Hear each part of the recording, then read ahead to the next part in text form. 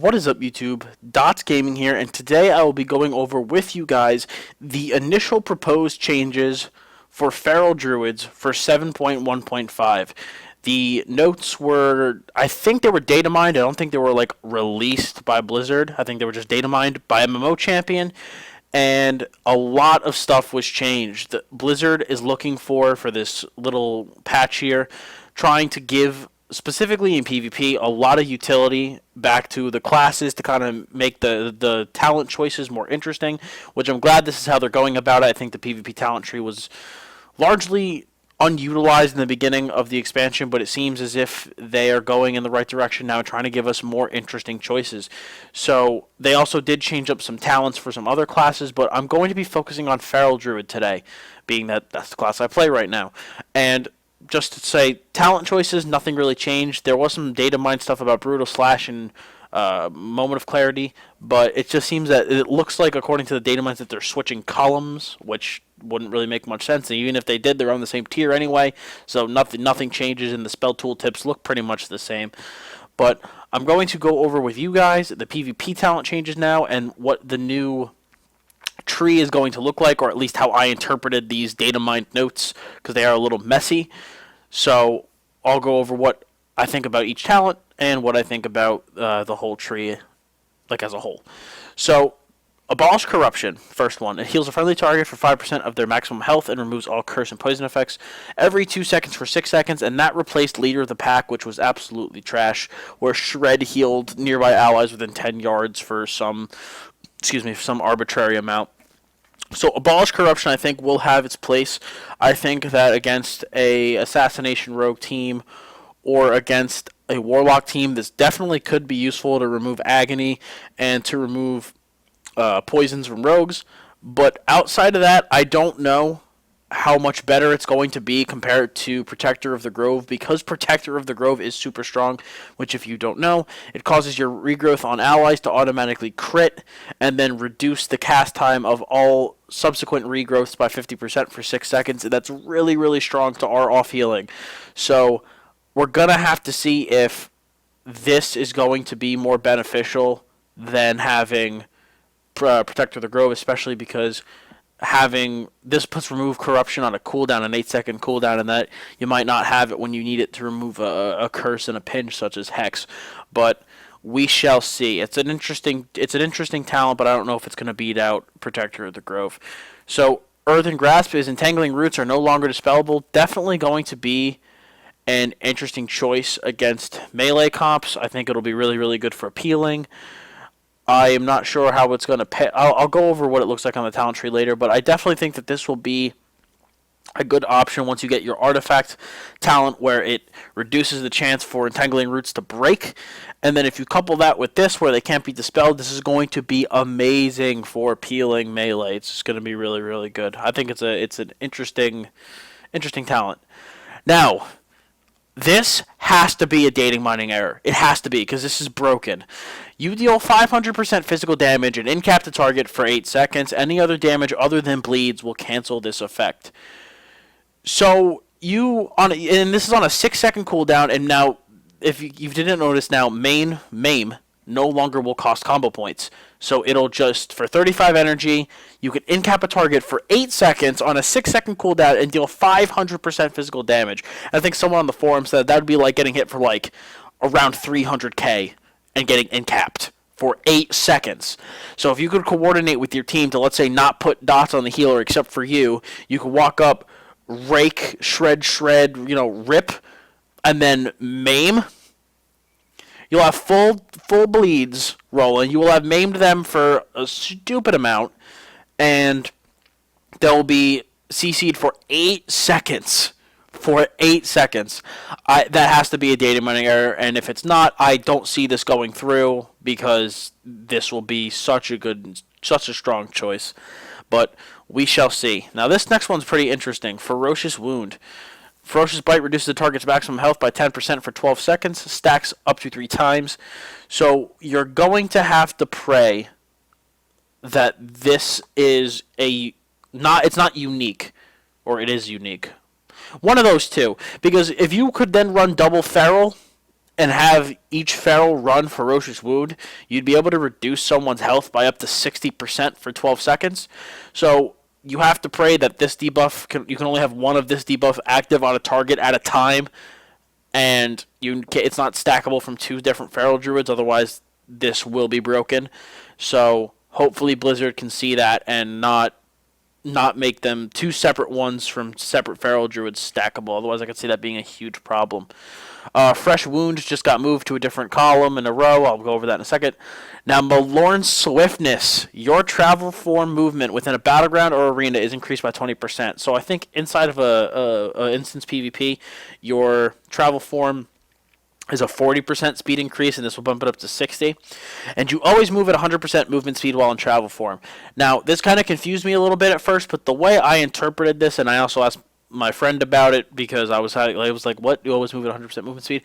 I don't think now you can be dipped below 100% movement speed in travel form, so you will always at least be moving at 100% speed. This is a huge mobility buff, absolutely huge. We get 60% movement speed on our travel form, and you can't be slowed below normal speed. That's huge. That's huge. Because yes, we don't have power shifting anymore, but I definitely think you'll start seeing more people be shifting into travel form a lot more, utilizing this, because we are going to be able to get around the map very, very quick. And I really, really like this change to our mobility. I think it's also good because back in the past, pouncing strikes would give us really, really good mobility inside of cat form.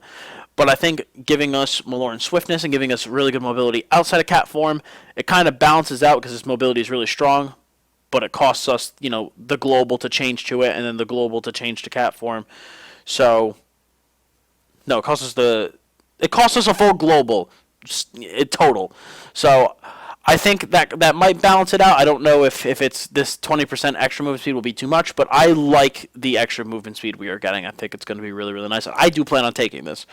So Savage Momentum got moved to a different row. I'll go over that in a second. And then a new one, Tooth and Claw.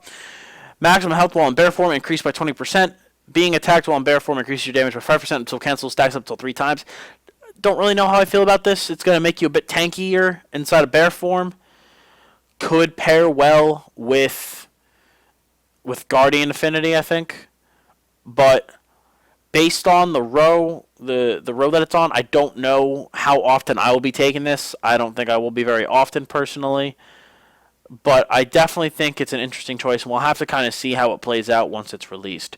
So now, looking at my Excel sheet over here, I can't zoom in. No. Oh, yes, we can.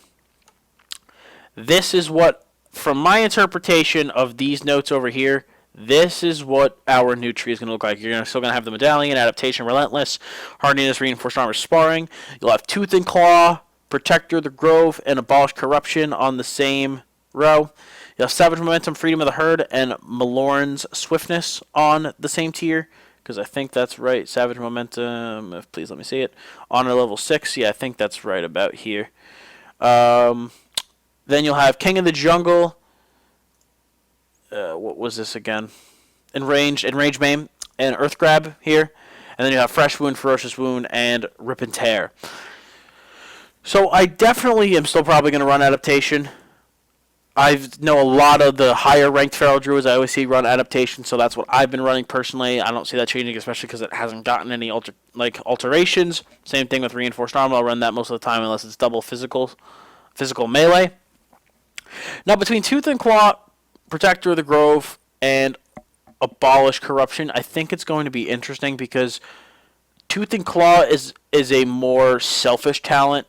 Prayer of the Grove, Protector of the Grove is a much better team talent, especially if you couple it with the way Predatory Swiftness works. It's super strong. You always get crit off heals. Always get crit off heals. And Abolish Corruption being on that team. I'm still looking at Protector of the Grove as the best one. I don't think, always having crit heals, I just think is so strong. And if you need to pop out an off heal, this just makes your off healing significantly faster, and it always crits. So I don't know if the other two are going to beat this talent out, but we will have to see. So But Protector of the Grove is still my initial go-to. Just looking at these initially, because like I said, I haven't done a whole bunch of theory crafting with these. This is just my initial look. Now you have Savage Momentum, Freedom of the Herd, and Malorn Swiftness. I like running Soul of the Forest.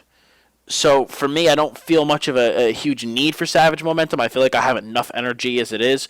So I would prefer the extra mobility, because also if I get the extra mobility from Malorn Swiftness, I won't be really need to run Balance Affinity. I can stick with Restoration Affinity, which is what I personally like, and still get a crap ton of mobility and be able to catch up to my targets and deal the damage that I need to deal. So I think Malorn Swiftness, for at least for me, is going to be the best on this tier. If you're running Incarn, it's going to be a hard choice between Malorn Swiftness and Savage Momentum. I think it's going to be an interesting choice, and you're going to have to kind of test it out for yourself and see how it plays, because I am not sure based on the first look. Now, King of the Jungle, Enraged, Maim, and Earthen Grasp. I am very unsure for this row, because King of the Jungle to me still seems the best. You know, if you get Rip Up on 3 targets, you have 12% extra damage and extra movement speed, 4% per target per rip. But if Enraged Maim is put into the game the way it's listed on MMO Champion, this spell is going to be broken, and I'm going to take it. I don't know if Earthen Grasp will ever be better than having King of the Jungle. I mean, yes, this offers really, really good peels, undispellable peels, but having all that extra damage from King of the Jungle, I don't know if it's going to be worth giving it up. It definitely would be worth giving up for this broken-ass talent, but I don't know about giving it up for Earthen Grab, so we'll have to see about that. And then Fresh Wound, Ferocious Wound, and Rip and Tear. Definitely not Rip and Tear, so it would be kind of between Fresh and Ferocious Wound. I'm not entirely sure at first glance, because Ferocious Bite deals really piss-poor damage, but I'm not sure how that's going to look, because Ferocious Bite now will be an amazing execute if you run Ferocious Wound, between refreshing Rip below 25% and then reducing their health pool by 10% in addition to like the damage it deals itself. But Ferocious Bite's damage is really like bad, so it's really not worth using when you're like when the target's above 25% health. You'd rather Rip instead, and especially being that Feral, the way it mostly plays right now, and a lot of different comps, is about spread pressure, and you're going to be spending your combo points on Rip. You're just going to be. So I don't know if Ferocious Wound is going to be the best, but another application that you can think about with this is you could use it at one combo point and instantly reduce someone's health by 10%. So that's also something that you could think about. You know, you could just walk up to somebody, rake them, Ferocious Bite to get the wound up, and then go and just get a Rip Up.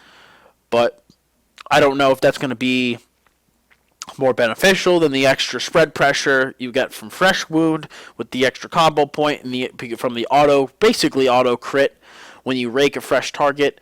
So I'm very torn between these two at a first glance. I'm not sure which one I will use, but if I was to just give a summary of what I'm most likely going to use, again, just at a first glance, if, you know, after more theory crafting and the kinks get knocked out, then and we actually know what the full patch notes are from Blizzard officially, then I'll be able to make a more informed choice. But at first glance, I'm looking at Adaptation, Reinforced Armor, Protector of the Grove, Malorn Swiftness, most likely Enraged Maim because it is too broken according to MMO Champion. I'm an 8-second end cap on a 6-second cooldown, like, okay.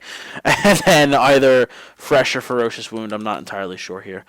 So that's pretty much it for this video, guys. I'd love to hear your thoughts on the Feral changes. What do you think about these spells? What do you think Blizzard did well? What do you think they didn't do well? What do you think still needs to be changed? I would love to hear your guys' thoughts. Also, if you want to discuss other stuff about 7.1.5 down below, please go ahead and we can get a discussion started in the comment section. So, thanks for watching, guys. I'm Dottz Gaming. Like, comment, subscribe, and as always, have a wonderful day.